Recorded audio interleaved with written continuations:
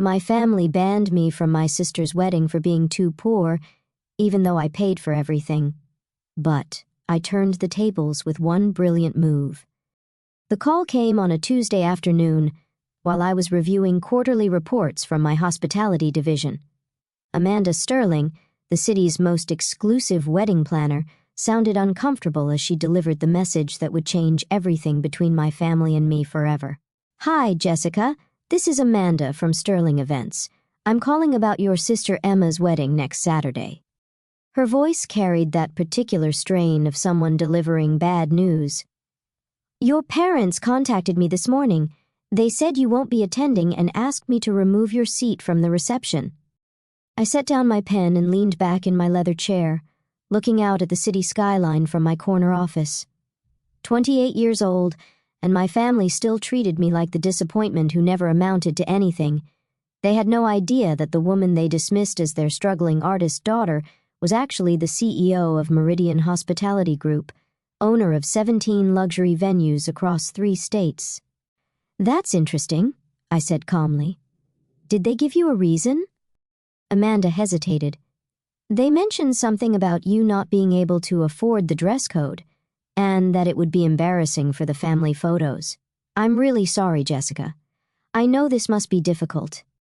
The dress code? Of course.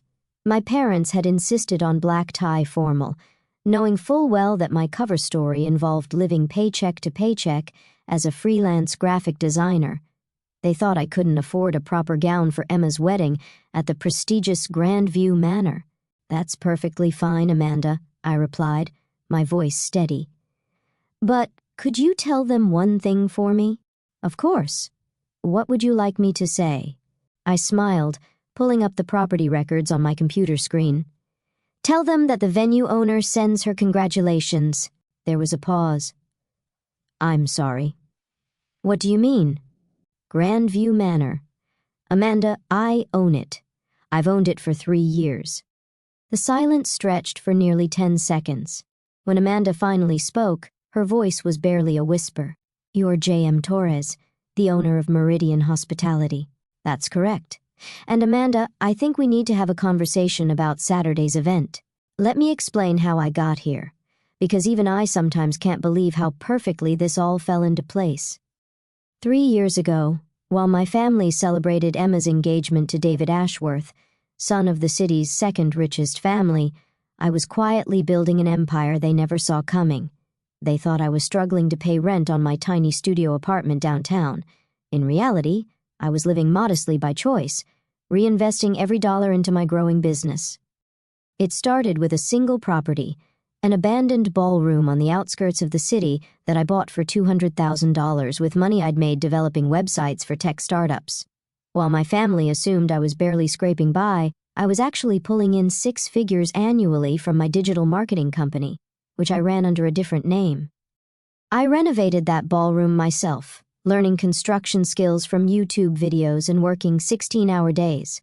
When it reopened as the Sterling Ballroom, it became the most sought-after wedding venue in the region within 6 months. The profits from that single venue allowed me to purchase 2 more properties within a year. My family never asked about my work beyond polite dinner conversation. When I mentioned picking up some graphic design projects, they nodded sympathetically and changed the subject. They never wondered why I never seemed stressed about money or why I always paid for family dinners without hesitation. By the time Emma got engaged, I owned 8 venues.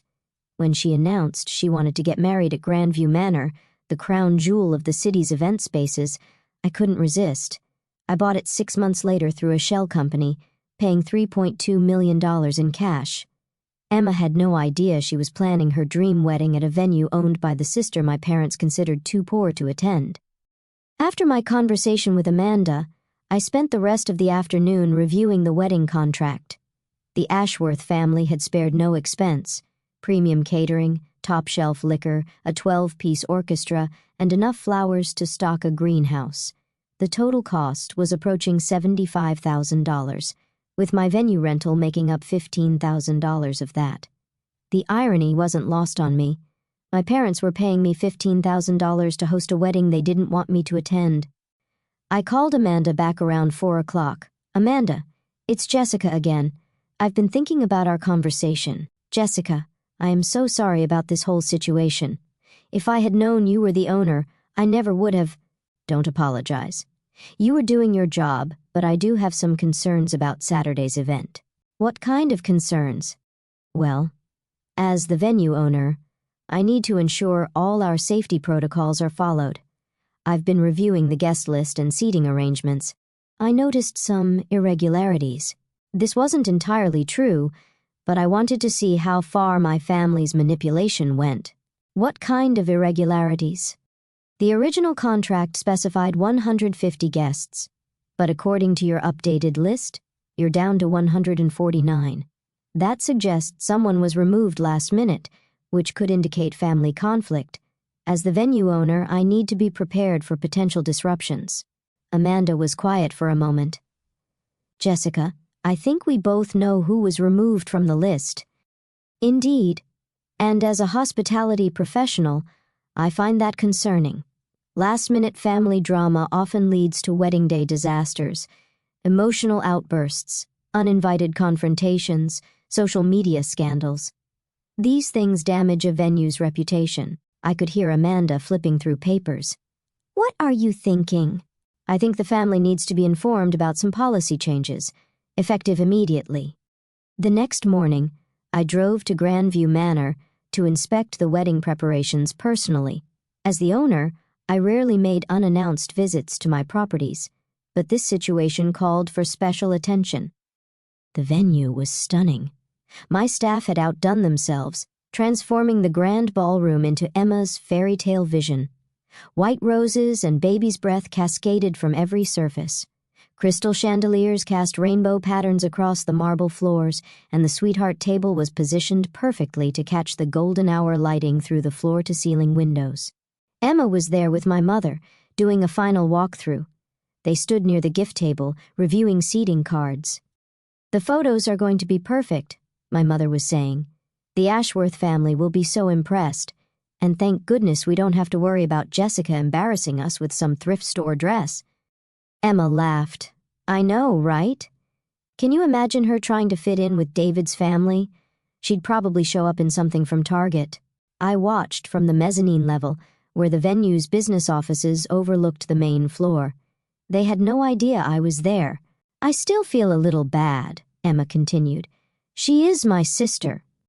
Honey, some people are just destined for different paths, Mom replied. Jessica chose to be an artist instead of getting a real career. We can't let her poor decisions reflect on your special day. My phone buzzed. A text from my father. Hope you understand about Saturday. Family events require a certain image. Maybe next time you can join us for something more casual. The condescension was breathtaking. These people had no idea they were standing in a venue I owned, criticizing me for life choices that had made me wealthier than all of them combined. I typed back, I understand completely. Enjoy your evening. Then I called my head of security. Marcus, it's Jessica. I need you to review the guest list for Saturday's wedding. Flag any attendees who might cause disruptions. Is there a specific concern, Miss Torres? The host family has a history of last-minute drama. I want security positioned strategically in case there are any uninvited confrontations or emotional outbursts. Understood. Should we prepare for the possibility of uninvited guests? I smiled. Actually, yes. There's a chance someone might show up unexpectedly. Make sure they're treated with the utmost courtesy. Thursday brought another interesting development. Emma called me directly, which hadn't happened in months. Yes, it's me.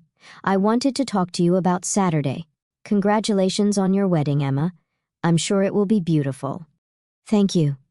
Listen, about the whole seating thing, Mom and Dad made that decision without asking me. I know they said you couldn't come, but I want you there. This was unexpected. Emma, I appreciate that, but no, listen, you're my sister. I don't care what they think about your job or your clothes or whatever. I want you at my wedding. For a moment, I felt a genuine pang of affection for my younger sister. Despite everything, she was trying to do the right thing. That's very sweet of you, Emma. But won't that cause problems with Mom and Dad? Let me worry about them. I'm the bride. What I say goes. I made a decision. Emma, what if I told you I had a solution that would work for everyone? What kind of solution? What if I could attend the wedding without causing any drama or embarrassment for the family? How would that work? Leave that to me. Just trust me, okay? She was quiet for a moment. But Jess, whatever you're planning, please don't do anything that will ruin my wedding. Emma, I promise you this. Your wedding will be absolutely perfect. Everything will go exactly as planned. It was a promise I intended to keep. Saturday morning arrived crisp and clear. I woke up in my penthouse apartment and spent an hour getting ready with the same care I'd put into preparing for board meetings with Fortune 500 companies. Hair styled in an elegant updo, makeup applied with professional precision, and the dress, a custom Vera Wang creation in midnight blue that had cost more than most people's monthly salary. I looked every inch the successful businesswoman I was, rather than the struggling artist my family imagined. At 2 p.m., I drove to Grandview Manor in my black Tesla Model S, another purchase my family knew nothing about. I parked in the owner's reserved spot and made my way to the staff entrance. The wedding was scheduled for 4 p.m., with cocktails at 5 o'clock and dinner at 6:30. I had roughly 2 hours to observe from behind the scenes before making my entrance. Amanda found me in my office reviewing the final timeline. Jessica, you look absolutely stunning. Are you sure about this plan? Completely sure. Is everything ready? The staff has been briefed. Security knows their positions, and I spoke with the photographer about the additional shots you requested. Perfect. And my family? They arrived about 20 minutes ago. Your parents are in the bridal suite with Emma. Your father mentioned something about dodging a bullet with your absence. I nodded. What about the Ashworth family? They're impressed with the venue.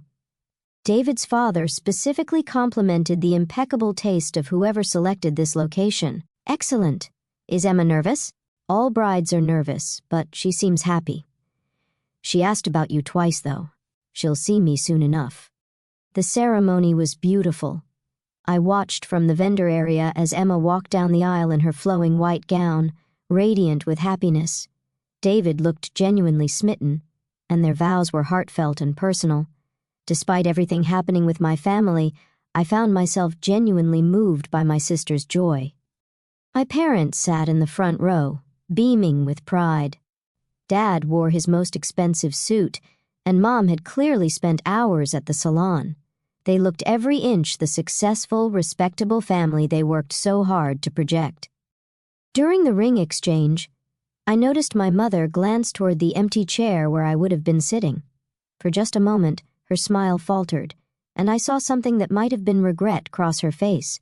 But then the moment passed, and she was back to smiling for the photographers. The cocktail hour began at 5 o'clock sharp. Guests moved from the ceremony space to the main ballroom, where my staff had prepared an elaborate spread of hors d'oeuvres and premium cocktails.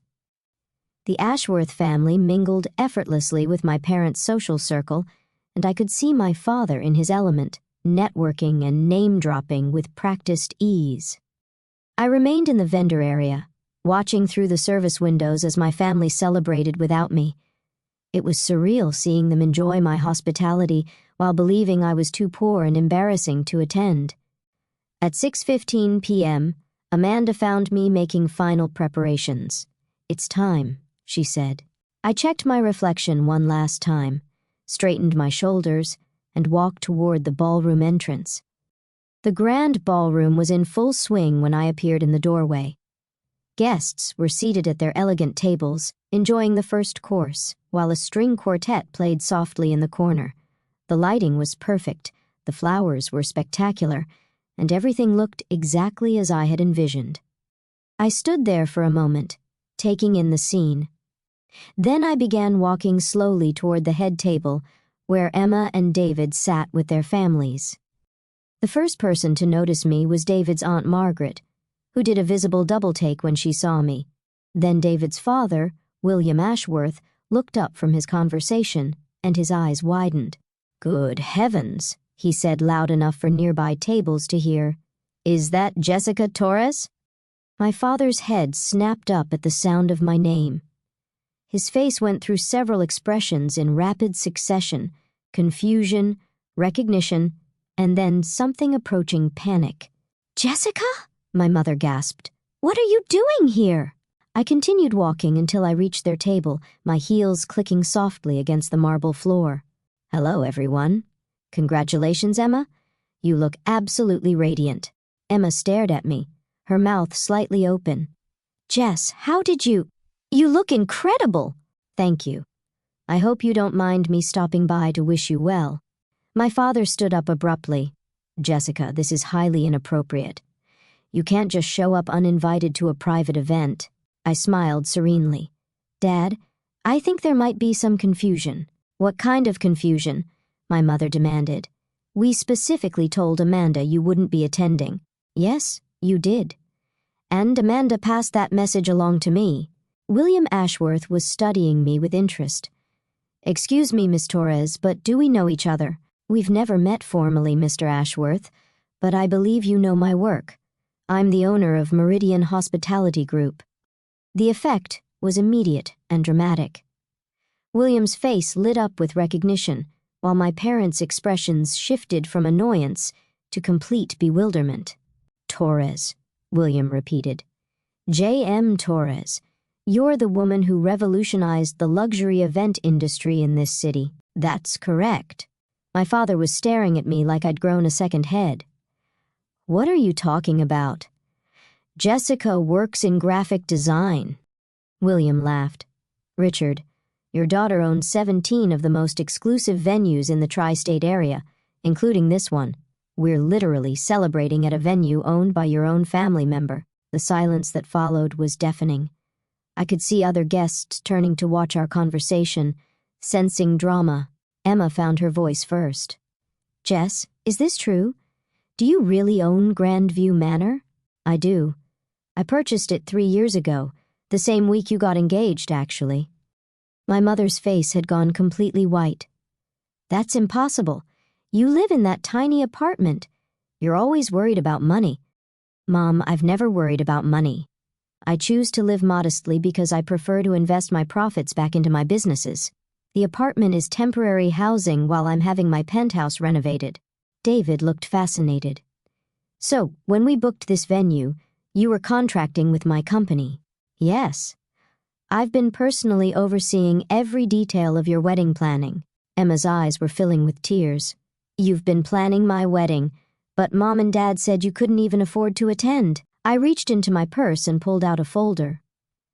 "Emma, I have something for you." "What is it?" "Your wedding gift." I handed her the papers. She opened the folder with shaking hands, and her eyes widened as she read. "I don't understand. What am I looking at?" "The deed to a house. 4 bedrooms, 3 baths on Maple Street. It's yours and David's, free and clear." Emma burst into tears. David took the papers from her, scanning them quickly. "This house is worth $400,000. "It seemed like an appropriate wedding gift," I said simply. My father was still struggling to process what he was hearing. "Jessica, I don't understand any of this. If you're wealthy, why didn't you tell us?" I looked at him calmly. "Dad, when exactly would I have told you? During one of our monthly dinners where you lecture me about getting a real job? Or maybe during the family gatherings where you introduce me as your artistic daughter who hasn't quite found her way yet? But we're your family. We should have known." "You never asked." "In 3 years of building this company, not one of you ever asked for details about my work beyond casual pleasantries. You made assumptions and never bothered to verify them."